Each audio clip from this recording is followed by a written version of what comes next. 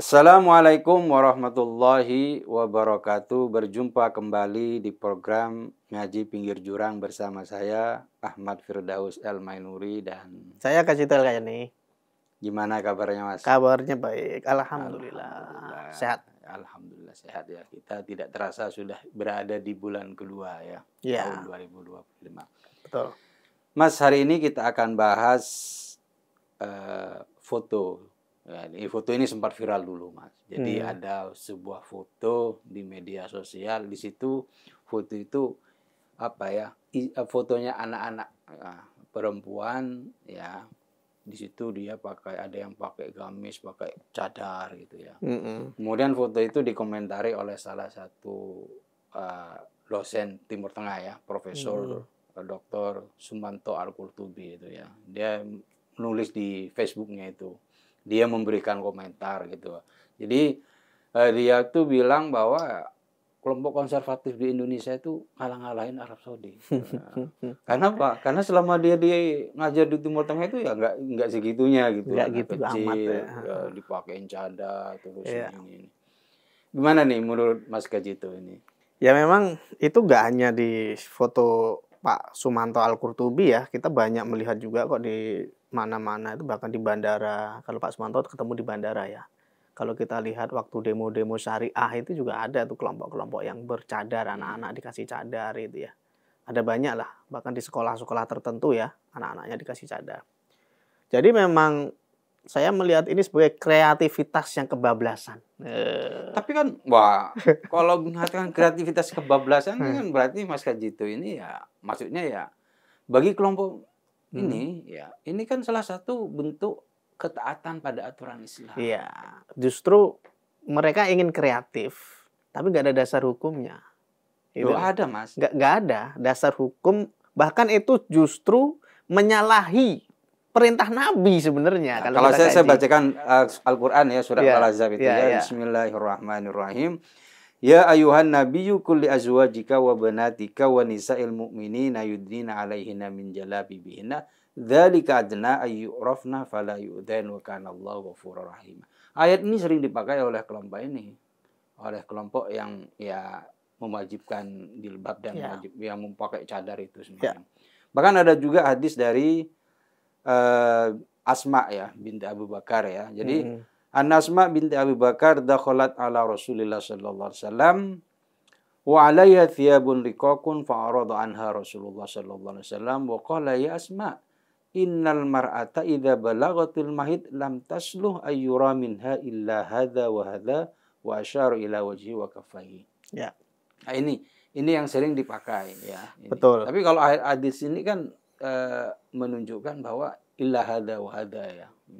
Gimana nih menurut Mas Kajito? Ya, varian hadis itu banyak ya, beberapa, cuman ada satu varian yang dianggap lemah, mursal karena atau ininya sanadnya nggak ketemu, yang nggak nyambung. Ada yang menganggap itu berbeda dengan kondisi Asma yang sebenarnya. Tapi di luar itu saya ingin mengomentari bahwa kebiasaan untuk berkreativitas di luar batas ini itu memang sesuatu yang kalau itu urusan umum itu oke lah. Tapi kalau urusan agama itu berbahaya. Ini bisa disebut bid'ah loh sebenarnya ya. Tapi bid'ah ada banyak Mas. Ya enggak, maksudku gini. Mas Firdaus tadi kan nyebut bahwa ada dasar ayatnya bahwa Nabi memerintahkan pada perempuan, pada anak-anaknya, istrinya. Allah. Jadi ya Allah memerintahkan kepada anak diperintahkan untuk memerintahkan. Nah, diperintahkan untuk memerintahkan gitu loh menurut saya. Kepada istrinya, perempuan-perempuan muslim ya, anak-anak perempuannya. Tapi anak-anak perempuan di sini yang sudah dewasa maksudnya. Makanya tadi kan hadisnya Nabi menggarisbawahi ketika sudah balik, gitu kan? Balik itu kapan perempuan? Ketika sudah haid sebenarnya. Itu aja patokannya ya. Kalau laki-laki ketika sudah bermimpi, mimpi indah, mimpi basah ya. Itu batasnya di situ. Nah, jadi orang-orang yang menjilbabi bahkan mencadari anak-anak mereka itu menentang perintah Nabi sebenarnya, gitu loh. Kalau kita kaji ya. Karena yang disyaratkan untuk memakai jilbab, kalau ini menganggap wajib ya, karena ayat tadi juga sebenarnya didefinisikan ulang oleh banyak ulama Dan ada yang menganggap jilbab nggak wajib. Tapi taruhlah, ya kita taruhlah itu dianggap wajib gitu dulu ya, biar nggak lebar kemana-mana. Taruhlah kalau itu dianggap wajib, yang wajib berjilbab itu tidak semua perempuan. Ada yang dikecualikan. Yang pertama adalah anak-anak yang belum balik, sesuai dengan hadisnya Asma tadi. Jadi kalau sesudah balik baru harus ditutupi selain wajah dan tangan gitu kan. Meskipun hadis tadi juga banyak ininya ya. Salah satu nasnya itu, salah satu ininya dipertanyakan. Tapi nggak apa-apa lah, kita pakai dulu. Nah, kalau mengacu pada hadis ini, mestinya anak-anak enggak dong. Nah, mereka niru siapa? Wong orang Arab yang Islam lahir di sana aja. Itu sampai sekarang bahkan ya. Itu yang konservatifnya Arab ya. Arab Saudi atau Qatar misalkan. Kalau yang lain malah moderat. Pakistan. Itu bukan orang Arab.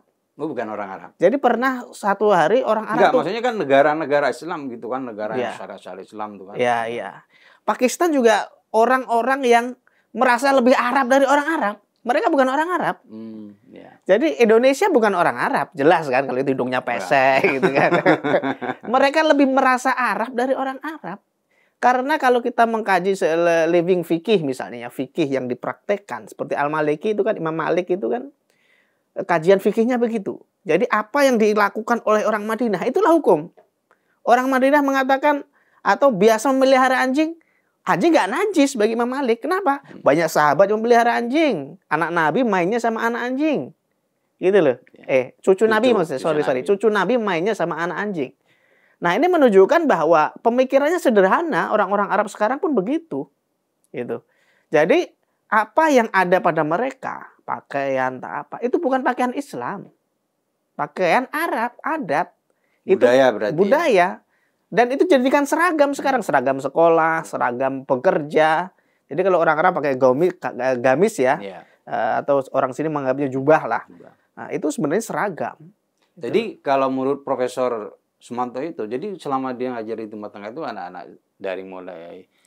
Jadi sebelum sampai S1 mereka ya biasa pakaiannya. Ya. Tapi kalau sudah S1 itu baru mereka sudah pakai apa. Nah, kan sudah jelas kan. Profesor Sumanto itu kan hidup di sana, ngajar di sana bertahun-tahun, mengalami sendiri.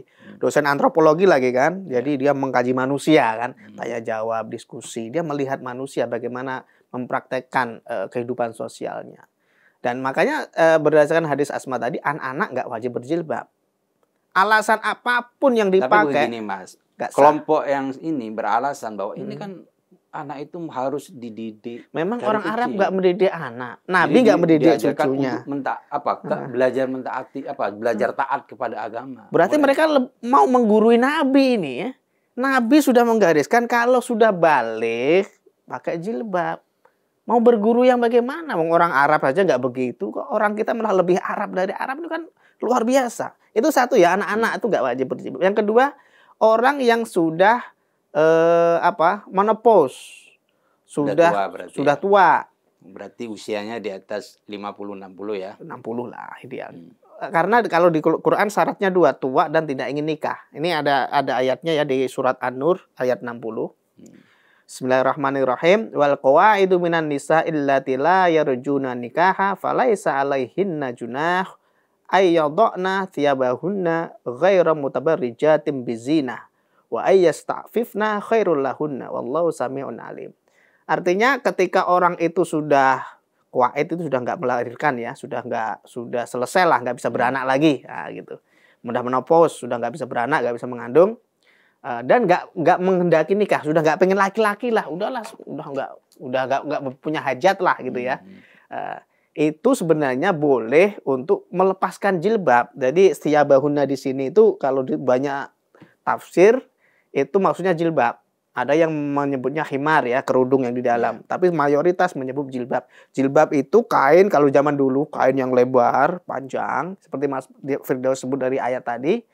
Yang zudna tadi tuh ada yang menafsiri diselempangkan di sini, yang kelihatan mata satu. Ada yang menafsiri di dadanya gitu ya.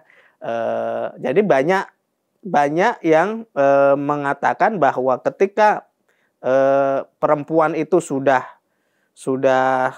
menopause tadi, boleh, bukan sebaiknya ya, boleh boleh tidak mengenakan jilbab, menanggalkan jilbabnya. Meskipun di selanjutnya ayat itu kalau mau hati-hati lebih baik gitu kan. Nah ini fenomena ini yang terjadi di Indonesia itu sebaliknya. Orang tua-tua yang udah nenek-nenek berjilbab, lu ngapain kalian gitu loh. Karena tujuan jilbab itu sebenarnya kan yang awal yang Mas Firdaus sebut dalam ayat tadi itu untuk membedakan antara yang merdeka dan budak supaya nggak diganggu. Ayat tadi itu ilatnya.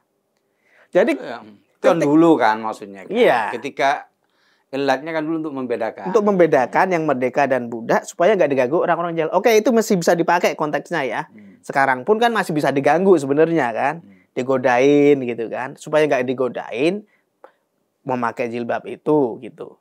Nah, kalau sudah tua kan siapa yang mau godain gitu loh. Logikanya kan gitu. Tapi orang kita tuh memang kreativitasnya di luar batas. Udah kebablasan ngalahin yang bener-bener Arab. Tapi kalau di Arab sendiri kan tetap Mas di Ya, usia ada 50 tetap lah namanya juga. Ya sebenarnya ya. Sebelum Arab Saudi ini ya, kalau dulu kan Arab Saudi ketat banget ya aturannya ya. Ya artinya gini loh, mereka memang memakai itu kan biar nggak ribet aja kan. Keluar kan kalau nggak pakai kan harus rambutnya harus disisir gitu kan. Ubannya banyak, mereka juga nggak mau kelihatan itu kan. Mungkin itu yang dilakukan, tapi sesuai dengan hukum nasnya sebenarnya orang-orang tua, nenek-nenek itu udah nggak wajib berjilbab gitu loh. Mereka boleh menanggalkan, bahkan anak-anak kecil itu nggak wajib berjilbab. Ini yang menganggap wajib ya.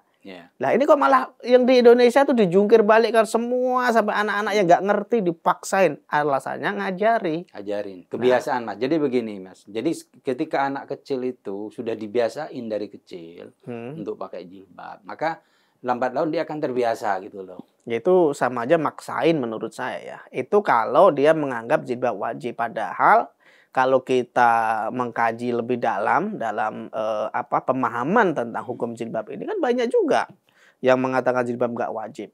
Belum tentu loh yang mengatakan wajib itu 100% benar. Taruhlah ini udah maksa anak, udah ini nggak punya kebebasan dan seterusnya. Ternyata nggak 100% benar. Bisa jadi kan gitu kan kalau kita membebaskan pemikiran. Tapi taruhlah kalaupun itu wajib, menurut peraturan, menurut hukum, tetap saja kalau memaksa anak-anak itu berjilbab, contohnya di mana? Nabi nggak ngajarin loh, orang Arab nggak ngajarin loh. Itu dari mana kreativitas itu?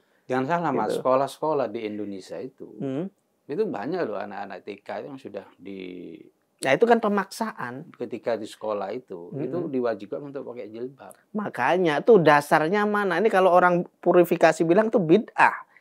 Nabi nggak ngajarin kok. Bahkan orang-orang Wahabi itu nggak melakukan itu. Kecuali Wahabi Indonesia mungkin ya.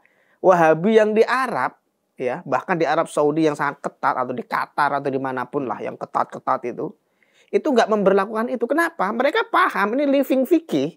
Jadi agama itu udah dijalani sehari-hari, udah dari ratusan tahun yang lalu. Itulah yang terjadi gitu loh. Makanya ketika Islam masuk ke Indonesia, orang mengimajinasikan lagi Islam itu. Islam itu apa sih? Mereka membayangkan, oh begini. Kan hanya puzzle yang sampai ke situ kan. Kalau yang orang Madinah, orang Arab lah katakan secara umum ya, itu kan langsung mereka melihat dari Nabi, sahabat, tabi'in, tabi'in.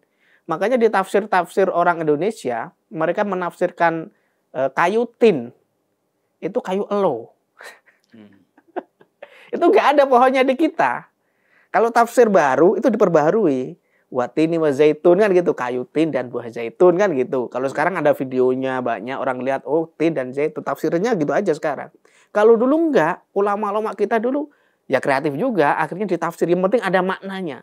Watin kayu elo kalau orang Jawa bilang ya. Itu yang kayak apa nggak tahu. Atau yang semak-semak yang terbakar itu, yang Nabi Musa itu melihat itu kan ada tuh.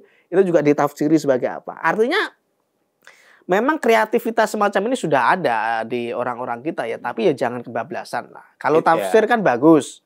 Itu kan supaya orang dapat gambaran. Ya, tapi kan itu menurut Mas Gaji itu aja yang menurut yang kebablasan, kreativitas kebablasan. Tapi kan bagi mereka ya tidak. Itu salah satu bentuk apa ya? Salah satu bentuk ketaatan, kesadaran agama yang tinggi. Dan ini Mas, kalau kita melihat, kalau cadar itu ya, kita lihat di Indonesia itu, cadar itu ada banyak macam-macam motif loh Mas. Gitu ya. Nah itu lagi kreatif di atas kreatif lagi itu. Kalau biasanya cadar kan cuma hitam gitu ya, tak satu warna. Nah, di Indonesia itu banyak cadar yang baik bermotif. Itu gimana kalau menurut Indonesia itu memang unik ya. Jadi mereka ingin konservatif, tapi aneh gitu loh. Konservatifnya aneh. Kalau di Arab yang konservatif, pakaian mereka tuh hitam, abaya ada pakaian hitam itu, cadarnya juga hitam, nggak ada boleh motif, nggak ada boleh warna. Nggak boleh ada warna, nggak boleh ada motif, nggak boleh ada lekuk-lekuk aneh-aneh. Bahkan bordir nggak boleh gitu loh. Kalau di kita kreatif, ada warnanya, ada motifnya gitu ya.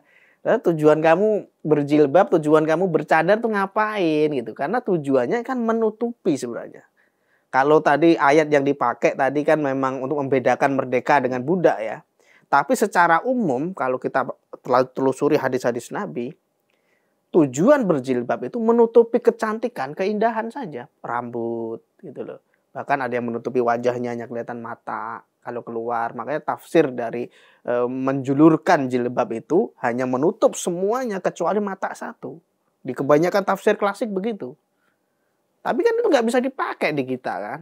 Karena di ayat itu pun ada pengecualian. Illa ma dhahara minha gitu loh. Yang dohir boleh. Dan yang dohir ini diterjemahkan kalau ulama-ulama sekarang ya, pakaian, asyab, pakaiannya. Bukan wajah dan tangan, tapi pakaian gitu kan. Kalau ulama dulu menafsiri yang dohir illa ma dhahara minha itu wajah dan dua telapak tangan. Tapi kalau orang-orang modern sekarang menafsirkan illa ma dhahara minha itu pakaiannya. Yang di luar tuh ya pakaian yang terlihat gitu. Nah ini kan satu contoh yang menurut saya memang unik ya di Indonesia ini. Apa-apa kalau berkaitan dengan keagamaan itu kreativitasnya itu luar biasa harus kita akui. Tapi sekali lagi kalau kita mengacu kepada agama, tentu harus ada contoh dong. Nabi melakukan enggak? Kalau enggak loh, kamu niru siapa? Karena dulu masih di zaman Nabi enggak ada gorden, enggak ada apa, Mas. Loh, enggak, maksud saya yang menjilbabi anak-anak, mencadari anak-anak itu loh. Itu Nabi ngajarin enggak dong. Kamu niru siapa gitu loh. Tapi gini, Mas ya, kalau kita ngelihat ya putri-putri kiai-kiai itu ya.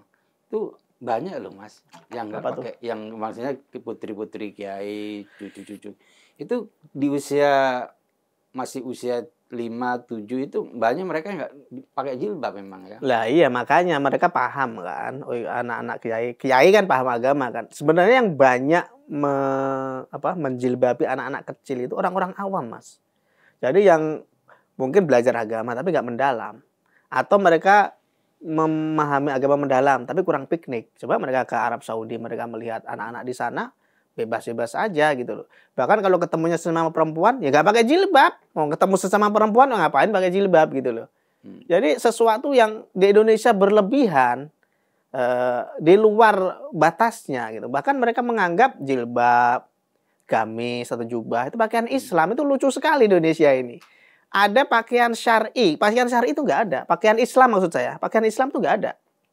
Pakaian Kristen itu nggak ada. Maksudnya kan pakaian Islam syar'i ya? Itu pakaian yang menurut Islam gitu, Mas. Yang menutupi aurat. Tapi gitu, nggak ada yang ditentukan. Misalnya pakai jilbab itu nggak ada, karena apalagi sekarang banyak yang menafsiri ulang batas-batas aurat kan. Apa yang dipakai oleh orang Arab, baik perempuan yang pakai cadar, pakai jilbab, yang laki-laki pakai jubah, itu pakaian adat mereka gitu loh. Kalau di Indonesia ini kan main klaim. Jubah pakaian muslim. Jilbab pakaian muslimah. Bahkan ada pakaian Cina itu koko, baju muslim juga.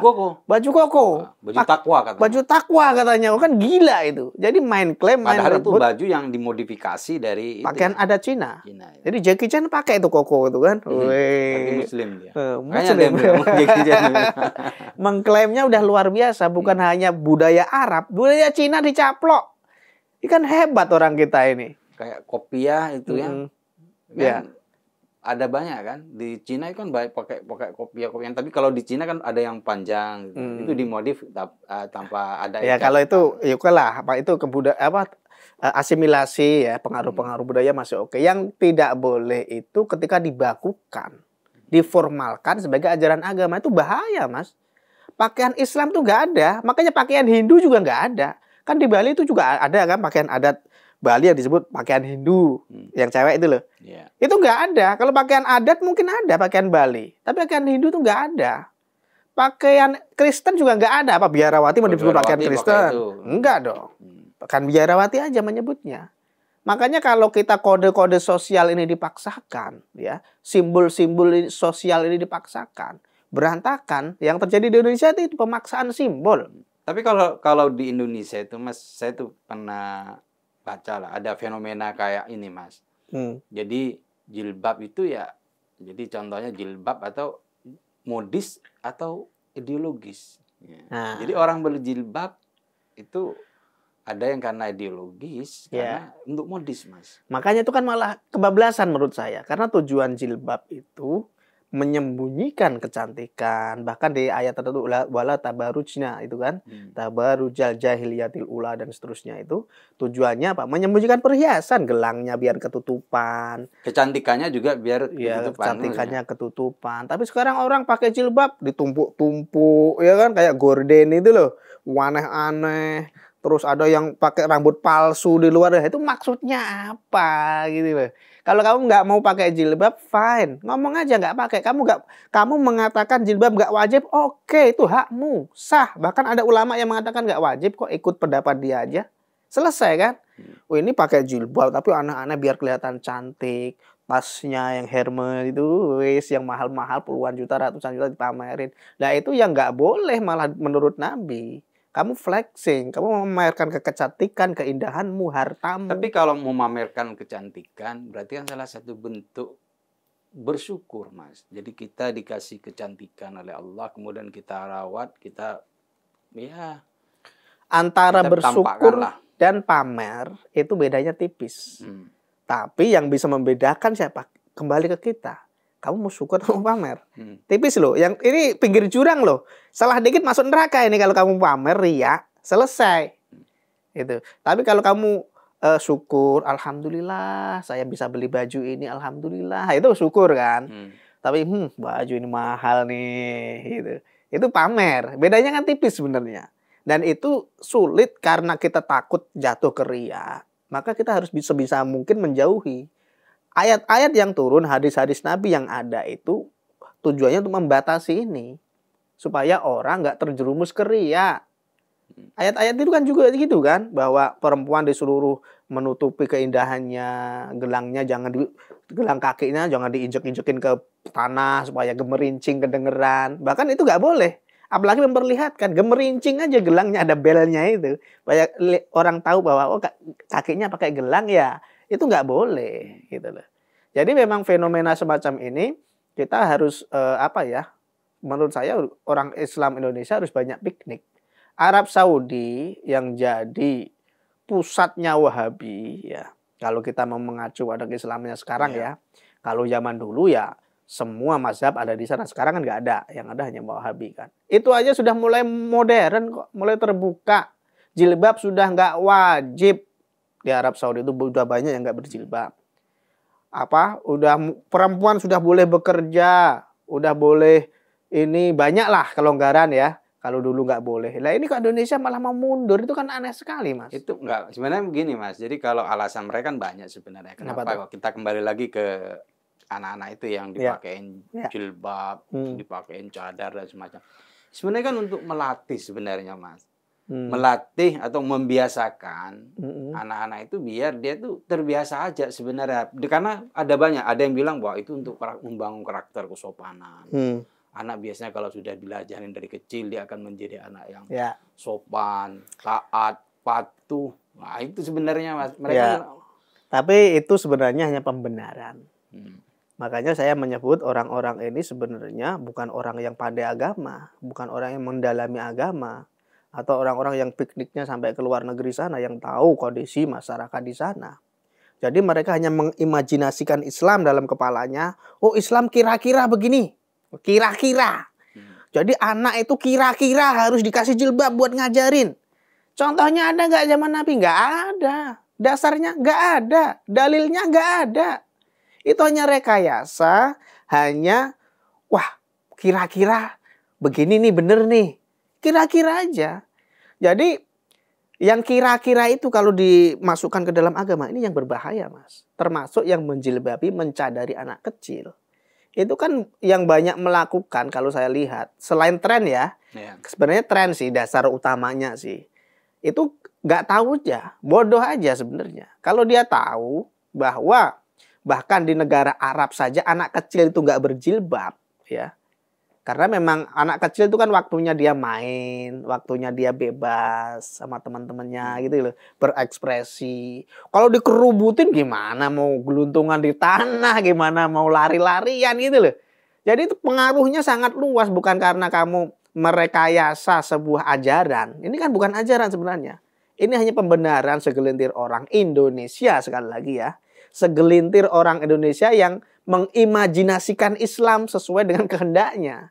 Tapi hadisnya nggak ada, ayatnya nggak ada, bahkan bertentangan dengan hadisnya Asma tadi. Nabi mengatakan kalau sudah balik, batasnya di situ. Kalau belum balik, bebaskan anakmu. Itu loh. Jadi jangan kamu mendoktrin anakmu dengan suatu ajaran yang bahkan dasarnya nggak ada. Itu sebuah kreativitas, itu bahasa positif ya. Itu sebuah apa itu namanya kalau bahasa agak negatifnya sebuah pemberontakan terhadap Nabi. Kamu pikir Nabi nggak mengajari anak dan cucunya atau orang-orang Islam, anak-anak orang Islam untuk berpakaian secara patut? Nabi mengajarkan, tapi tetap membatasi sebelum haid, sebelum dewasa, sebelum balik bebas, gitu loh Mas. Jadi ini yang harus menjadi concern kita semua ya, bahwa kalau kita mau berislam, ini saya ingat pidatonya Soekarno, kalau menjadi orang Islam jangan jadi orang Arab. Nah ini malah jadinya kebablasan, terlalu kreatif. Jadi saya ingin menyimpulkan ya diskusi kita tadi bahwa sebaiknya umat Islam Indonesia itu jangan terlalu over. Berislamlah secara masuk akal. Bahkan kalau Islam kafah itu kan Islam kafah itu kalaupun kamu niru orang Arab nggak gitu-gitu banget. Kamu mau niru siapa gitu loh. Jadi kalau niru orang Arab aja kita enggan, bahkan Soekarno mengatakan jangan kan. Lah kita malah aneh-aneh bikin aturan baru, anak kecil dikasih jilbab, orang Arab aja nggak gitu-gitu amat. Makanya menurut saya kalau umat Islam Indonesia ini ingin menjadi Islam yang selamat ya. Karena Arab sendiri sudah mulai terbuka nggak pakai jilbab. Kalau mau selamat, pakailah akal sehat. Islam itu sangat masuk akal. Ajaran Islam itu sangat, makanya kenapa banyak hal dalam ajaran Islam itu dipuji oleh pakar ya. Seperti penemuan janin. Ayat-ayat kan ada yang mengatakan janin. Itu luar biasa. Belum ada mikroskop, Mas. Sudah bisa mau proses janin itu di dalam kandungan sudah ada. Nah, itu Islam itu sangat masuk akal. Nah, orang-orang yang merekayasa hukum hanya alasannya untuk mengajari anak, itu menurut saya itu malah menumpulkan akal sehat. Dan itu berbahaya. Wah, semangat sekali. Mas. Ya iya dong. Harus semangat, Mas. Kalau pembodohan nggak dilawan, bahaya akhirnya. Gitu loh. Terima kasih, Mas. Siap. Hari ini. Penonton Cokro TV, demikian ngaji pinggir jurang kali ini. Kami hanya ingin mengajak Anda untuk melihat isu atau persoalan keislaman dari berbagai sudut pandang, dari beragam penafsiran, supaya kita tidak terjebak pada pemikiran yang kaku dan sempit yang mudah mengkafirkan dan menyalahkan kelompok lain. Mari kita hargai perbedaan, jaga kerukunan. Wassalamualaikum warahmatullahi wabarakatuh.